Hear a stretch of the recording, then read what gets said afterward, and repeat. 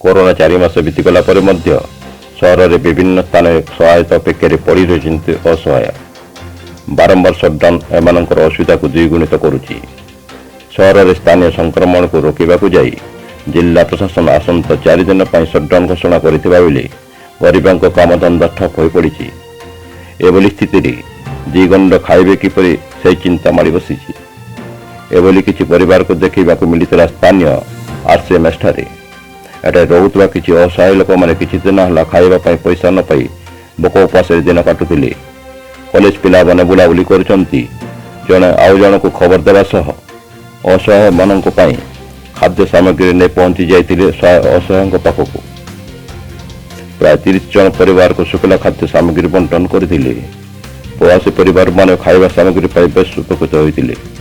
सामाजिक अनुष्ठान और आसमान बलांगीर नेतृत्व में आयोजित यह कार्यक्रम रे सत्यम साहू, सिद्धार्थ महापात्र, प्रतीक कुमार शाह, अनिकेत शतपथी, अस्मिता पट्टनायक, अभिष्का भिसी, सुनीति अग्रवाल, ऋषिकेश सिंहदेव, प्रियम बुड़ेक, हिमांशु हाथी, शशांक धरुआ सक्रिय अंशग्रहण कर असहाय को सामग्री बंटन करथिले।